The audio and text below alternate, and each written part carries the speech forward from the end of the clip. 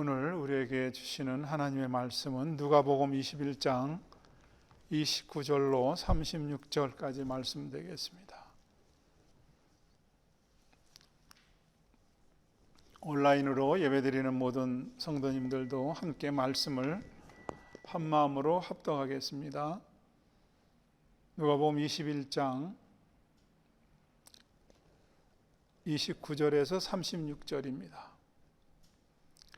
이에 비유로 이르시되 무화과 나무와 모든 나무를 보라. 싹이 나면 너희가 보고 여름이 가까운 줄을 자연히 아나니 이와 같이 너희가 이런 일이 나는 것을 보거든 하나님의 나라가 가까운 줄을 알라. 내가 진실로 너희에게 말하노니 이 세대가 지나가기 전에 모든 일이 다 이루리라. 천지는 없어지겠으나 내 말은 없어지지 아니하리라. 너희는 스스로 조심하라. 그렇지 않으면 방탕함과 술취함과 생활의 염려로 마음이 둔하여지고 뜻밖의 그날이 덫과 같이 너희에게 임하리라. 이날은 온 지구상에 거하는 모든 사람에게 임하리라. 이러므로 너희는 장차 올 이 모든 일을 능히 범하고 인자 앞에 서도록 항상 기도하여 깨어 있으라 하시니라. 아멘.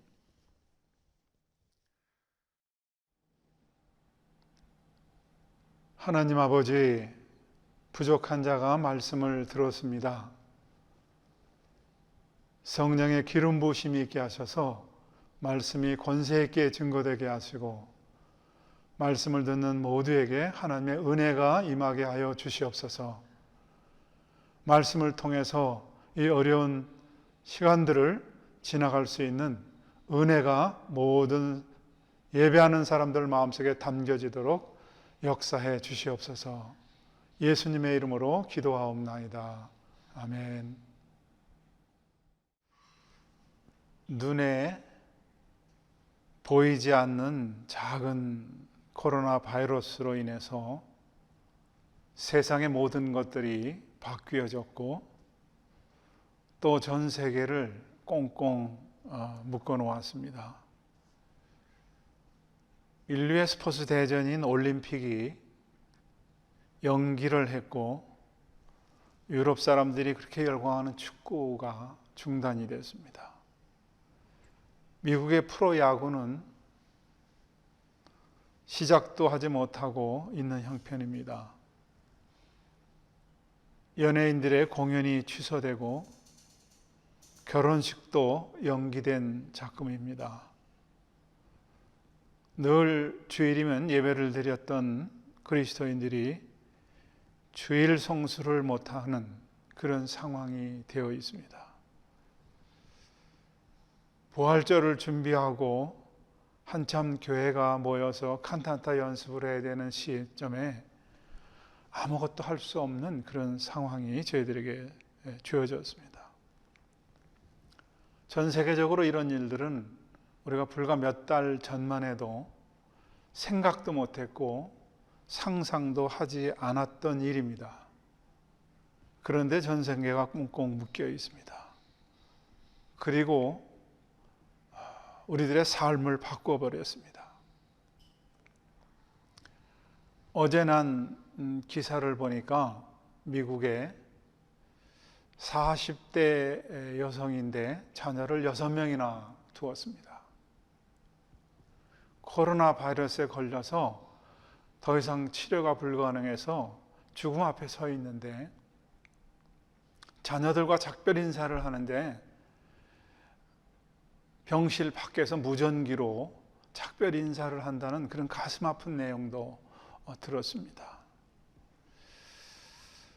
보통 사람이 죽으면 장례를 치르고 망자를 보내드리는 그런 의식을 장례 문화로 받아들였는데 요즘 중국에는 이런 것도 다 사라지고 장례 치르는 근처도 가지 못하고 유골함만 받아서 오열하는 그런 것도 기사로 우리들이 접할 수 있습니다.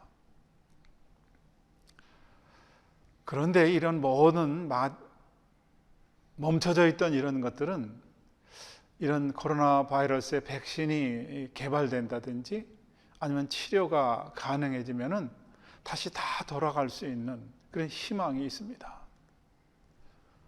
조금만 참고 인내하면은 이런 것들은 다 물러가고 다시 필드에서 굿샷을 외치게 될 것이고 축구의 골 장면에 열광할 것이고 그리고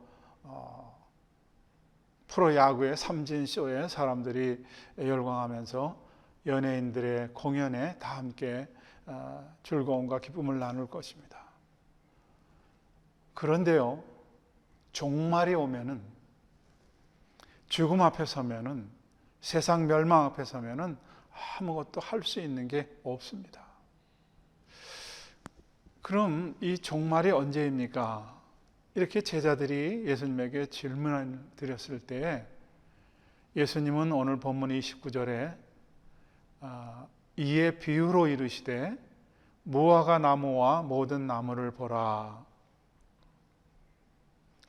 30절에 싹이 나면 너희가 보고 여름이 가까운 줄을 자연히 알게 되는데, 다시 말씀드리면은 개나리가 피고 진달래가 피고 벚꽃이 피게 되면은 한국의 봄을 알리는 것처럼 무화과 나무에 싹이 나면은 이제 여름이 가까이 오지 않느냐 이렇게 말씀하시고 31절에 이와 같이 너희가 이런 일이 나는 것을 보거든 하나님 나라가 가까운 줄을 알라 이렇게 말씀하셨습니다. 여기서 우리는 무화과 나무와 종말이 무슨 상관이 있는가? 무화과 나무와 하나님 나라가 무슨 상관이 있는가? 이렇게 생각합니다. 이 무화과 나무는 이스라엘을 상징하는 것입니다.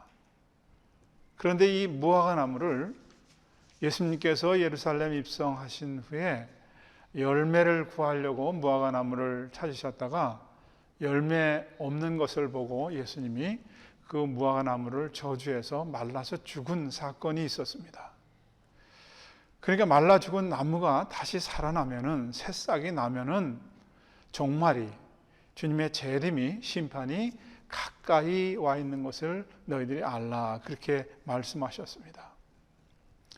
예수님은 이 이스라엘이 예루살렘이 멸망할 것을 여러 차례 말씀하셨습니다.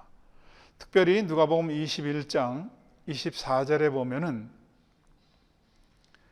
저희가 칼날에 죽임을 당하며 모든 이방에 사로잡혀 가겠고 예루살렘은 이방인의 때가 차기까지 이방인들에게 밟히리라 그렇게 말씀하셨습니다. 말씀 그대로 이스라엘은 죽임을 당하고 포로로 잡혀가고 노예로 끌려가는 일들이 계속해서 있었습니다. 이 말씀을 하시고 예수님은 우리를 대신해서 십자가에 피 흘려 죽으시고 그리고 부활하시고 승천하신 후에 이스라엘 백성들은 계속해서 멸망의 길, 예수님이 말씀하신 이 길을 걸어가게 됩니다. 초대교회 박해, 이것은 너무나 잘 아는 일입니다. 우리가 너무나 잘 아는 네로 황제 때의 초대교회 박해는 아주 심했습니다. 이 네로가 자기 궁 앞에 황금 정원을 만들고 겠다고 불을 질렀다고 합니다. 혹자는 시를 쓰는데 시상이 떠오르지 않아서 화가 나서 불을 질렀다는 그런 이야기도 있습니다. 그래서 이 일로 인해서 로마 원로원에서 미추광이 취급을 받게 되고 민심을 잃어버리고 그래서 많은 사람들이 네로 황제에게 등을 돌리니까 자기의 이 잘못을 빠져나가기 위해서 이 모든 것이 그리스도인들이 한 짓이다 이렇게 덮어 씌웠습니다. 그리고 그리스도인들을 박해해서 맹수와 싸워서 밥이 되게 하기도 하고 심지어는 그리스도인들을 송진을 입힌 옷을 입혀서 불에 태워서 밤새도록 밤축제에 정원을 밝히는데 사람을 쓰기도 했다는 그런 이야기도 있습니다. 아무튼 이 네로 황제가 31살에 자살로 끝납니다. 그리고 이 황제 자리를 두고 1년 동안 여러 사람이 싸움을 했고 그리고 3명이 황제 자리에 1년 동안 올랐는데 자살하기도 하고 또 죽임을 당하기도 하고 암살당하고 해서 1년 만에 3명이 바뀐 상황에서 베시피아누스라고 하는 유능한 장수가 로마를 입성해서 점령하고 황제 자리에 오르고 그의 아들 티투스가 자기 아버지의 힘을 얻고 유대 땅으로 다시 와서 이스라엘을 점령해서 AD 70년에 이스라엘이 완전히 멸망해서 돌 위에 돌 하나도 놓이지 않겠다고 하는 그 말씀을 이루어지는 그런 일들이 일어난 것을 역사적으로 잘 알고 있습니다. 예수님 말씀 그대로 칼에 죽임을 당하고 그리고 짓밟혀서 포로나 노예로 끌려갔습니다. 완전히 이스라엘이 멸망했습니다. 그 이후로 또 큰 사건은 2차 대전 때에 히틀러에 의해서 600만이나 죽는 엄청난 사건들이 연이어 일어났습니다. 그런데 이 이스라엘이 무화과 나무가 죽어 있다가 싹이 나는 것처럼 다시 살아날 것이라는 거예요. 그래서 이스라엘은 정말 1948년도에 독립을 하게 됩니다. 지도에서 사라졌던 이스라엘이 다시 등장합니다. 거의 2000년 가까운 시간이었습니다.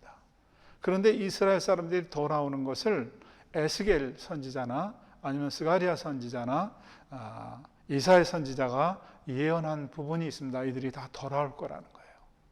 그 중에 이사야서 43장 5절로 6절 말씀을 제가 여러분하고 함께 읽겠습니다. 제가 입으로 여러분의 눈으로 한번 따라 읽어주시기 바랍니다. 두려워 말라, 내가 너와 함께하여 내 자손을 동방에서부터 오게 하며 서방에서부터 너를 모을 것이며 내가 북방에 이르기를 노라, 남방에 이르기를 구류하지 말라.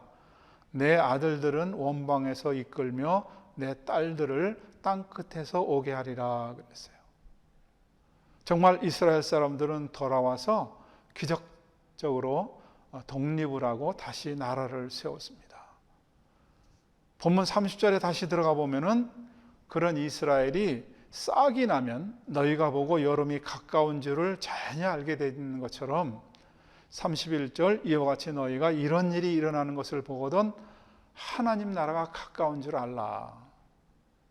종말이 심판이 가까운 줄 알라 그렇게 말씀하시고 32절에 내가 진실로 너에게 말하노니 이 세대가 지나가기 전에 모든 일이 다 이루어지겠다고 그랬어요. 그러니까 이스라엘이 다시 세워지면은 그 세대가 지나가기 전에 하나님의 심판이 임한다는 거예요. 1948년 이스라엘이 독립한 이때를 중심으로 해서 극단적인 종말론자들이 한 세대가 지나가기 전에 주님의 재림이 있겠다. 그래서 종말을 준비하는 그런 종말론자들이 많이 생겨났습니다. 그리고 이 본문 내용은 80년대 이전에 대형교회 목사님들과 기도원에 가면은 심심치 않게 들었던 말씀입니다. 2000년 어간에 주님 재림한다 그런 얘기죠. 그런데 아무 일도 안 일어났습니다. 그런데 이것이 계산이 잘못됐다는 거예요. 그 이유는 1948년 이스라엘이 독립은 했지만은 예루살렘을 얻지 못했거든요. 이스라엘이 독립을 하고 거기다 성전을 지어야 되는데 예루살렘이 동서로 나누어져 있습니다. 근데 이 동쪽에 팔레스타인이 점령하고 이 서쪽을 이스라엘이 가지고 있었는데 이것을 얻어야만 그때가 바로 이스라엘이 완전 독립을 한 때라는 거죠. 그런데 1967년도에 6.1 전쟁을 통해서 이스라엘이 이 예루살렘을 완전히 함락시키고 자기들 손에 넣었습니다. 그러니까 1967년에다가 한 사람의 인생이 보통 70, 80대니까 맥시멈으로 80을 쳐서 1967년에다 80을 더하면은 2047년, 이때가 종말이다, 이렇게 또 주장하는 사람도 있습니다.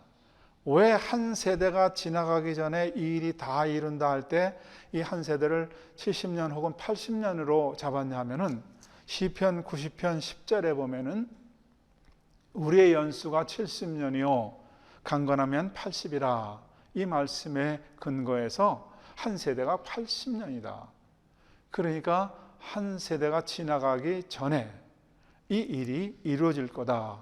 그래서 종말이 가깝다는 이야기를 하기도 했습니다.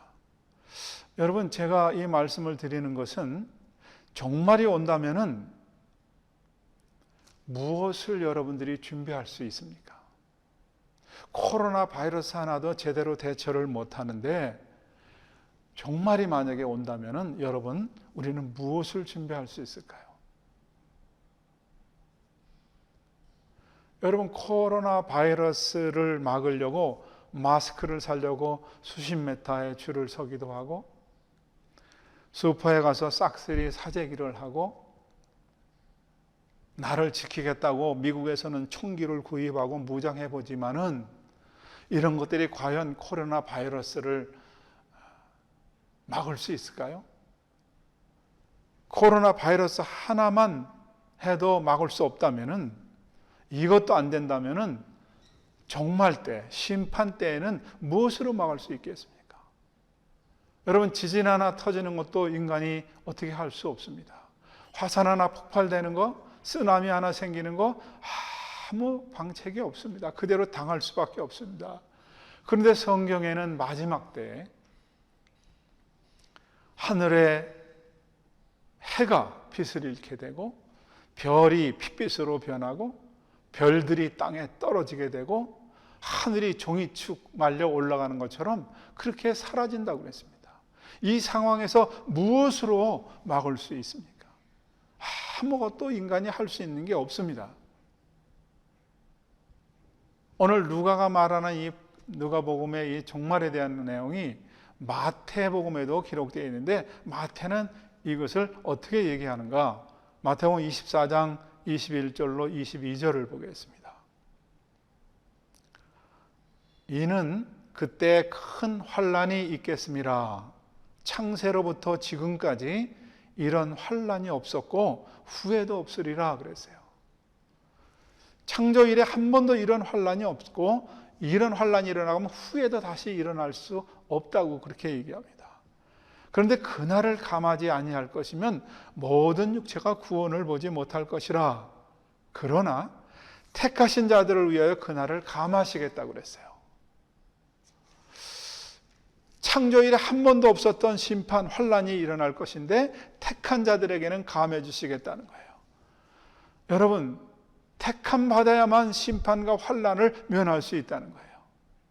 여러분들은 택함을 받은 사람입니까? 무엇으로 내가 택함을 받은 것을 여러분 알 수 있습니까? 예수가 믿어진다고 하는 것은 여러분이 하나님의 택함을 받은 사람입니다. 왜 그런가? 사도행전 13장 48절에 보면은 이방인들이 듣고 기뻐하여 하나님의 말씀을 찬송하며 영생을 주시기로 작정된 자들은 다 믿더라 그랬어요. 영생을 주시기로 작정된 자들은 예수가 믿어집니다. 다시 말하면 예수가 믿어지는 사람은 작정된 자입니다. 작정된 자는 다른 말로 하면 택함을 받은 사람입니다. 이 택함을 받은 사람이 종말과 심판을 감함을 받는다는 겁니다. 여러분, 나는 우리 교회 모든 성도들이 성도이기를 바랍니다. 교인이 돼서는 안 됩니다. 온라인으로 예배를 듣는 모든 사람도 성도가 돼야지 교회를 그냥 출석하는 교인이 돼서는 안 됩니다. 성도라고 하는 것은 예수님을 구세주로 영접한 사람을 말합니다. 그래서 하나님의 자녀가 된 사람이고 예수님의 핏값으로 여러분의 모든 죄가 사해졌다는 이 놀라운 사실을 받은 사람이 성도인 것입니다. 지금 말씀을 듣는 분이나 온라인으로 예배를 드리는 사람들은 오늘 이 자리에서라도 예수님을 나의 구주로 고백하시고 영접하셔야 됩니다. 성도라야만이 택함을 받고, 이 성도가 택함을 받은 사람이 심판 때에, 종말 때에 이 환난을 면하게 된다는 것입니다. 여러분, 교인이 중요한 게 아닙니다. 복음을 붙들고 있어야 됩니다. 교회 출석하는 게 중요한 게 아닙니다. 예수님을 붙들고 있어야 됩니다. 그래야 심판을 면할 수 있고 무서운 환난을 면할 수 있습니다. 누가복음 21장 18절에 보니까 너희 머리털 하나도 상치 아니하리라 그랬어요. 여러분, 머리털 하나도 상치 않는 이 놀라운 완벽한 보험이 어디 있겠습니까?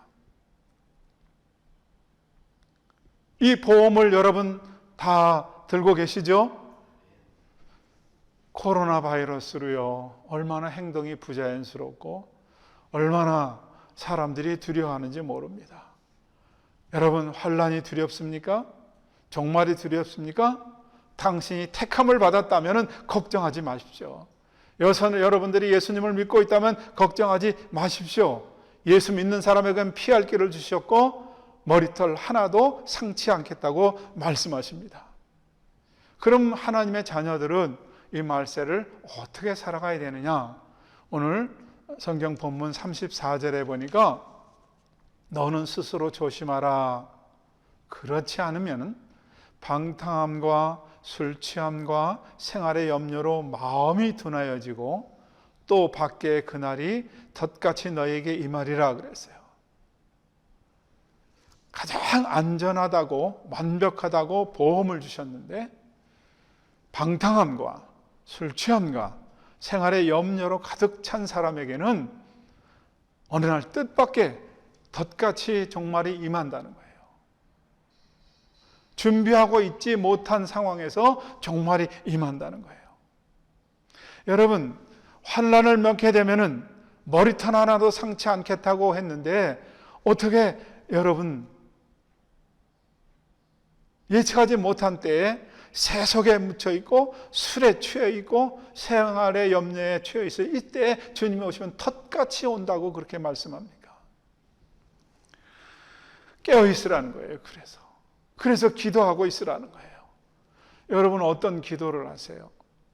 우리가 기도를 되돌아보면은 아직도 우리는 돈에 대한, 출세에 대한, 성공에 대한 이런 어린아이 기도를 너무나 많이 드리고 있습니다. 이걸 기복신앙이라고 그래요. 복만 구하는 신앙. 이건 교인일 수밖에 없습니다. 여러분, 만약에 여러분이 성도라고 한다면은 여러분, 우리는 주님이 가르쳐 주신 기도해야 되지 않겠습니까? 하늘에 계신 우리 아버지여, 이름이 거룩히 여김을 받으시옵소서. 하나님의 나라가 이 땅에 임하여 주시옵소서. 하나님의 뜻이 하늘에서 이룬 것처럼 이 땅에 이루어지시옵소서. 그런 기도 여러분 하신 지 오래되지 않았습니까? 이런 성숙한 기도해야 되지 않습니까? 미국의 남북전쟁이 한참일 때에 대통령 아브라함 링컨이 전쟁을 위해서 목사님들을 모셔다가 기도해달라고 요청을 했습니다. 그래서 기도하는 가운데 아브라함 링컨이 생각하는 자기 쪽의 사람들이 전쟁에 승리해서 모든 노예를 해방하는 그런 일, 또 미국을 하나로 통합하는 일을 했습니다. 그때 많은 사람들이 아브라함 링컨에게 와서 목사님, 대통령 각하, 우리의 기도가 응답됐습니다. 그렇게 말했을 때 아브라함 링컨이 한 유명한 말이 있습니다. 우리가 전쟁에서 승리한 게 중요한 게 아니라 우리가 하나님 편이자가 중요하다. 여러분, 우리의 기도는 하나님적인 기도를 하고 있는가, 하나님이 좋아하시는 기도를 하고 있는가, 이게 중요한 것입니다. 성도가 된 여러분들은 모든 환난에서 죄됨을 믿습니다. 그러나 여러분들은 오늘 우리에게 주시는 이 말씀을 받아야 됩니다. 너희가 방탕함과 술 취함과 생활의 염려로 마음이 둔하여지고 그날이 뜻밖의 너희들이 임할게 되는데 스스로 조심하라 그랬어요. 그리고 우리에게 뭐라고 말씀합니까? 깨어 기도하라. 깨어 기도하라. 여러분, 깨어 기도하는 사람은 주님이 오시는 그날을 알게 됩니다. 임신한 사람들은 어느쯤 내가 출산할 것을 대충 압니다. 성령에 충만한 사람, 여러분이 성도가 된 사람은 주님이 오시는 날을 알 수 있습니다. 종말론자들 따라다니지 않고 그런 데 심취하지 않아도 하나님이 여러분들 개개인에게 다 알려주십니다. 이런 성숙한 말씀을 붙들고 종말에 대해 두려움 없이, 이 코로나 바이러스에 대한 두려움 없이 당당하게 이 시대를 살아가는 여러분 될 수 있기를 주님의 이름으로 축원합니다. 기도하겠습니다. 하나님 아버지, 잠자는 우리의 마음들을 깨워주시고 영혼을 깨워주시고 말씀으로 다시 한번 신앙의 옷깃을 여미게 하심을 감사합니다. 귀한 말씀 붙들고 주님 오시는 그날을 생각하며 주 예수여 어서 오시옵소서, 마라나타, 이 말을 모두가 할 수 있는 성도들로 축복하여 주시옵소서. 예수님의 이름으로 기도하옵나이다.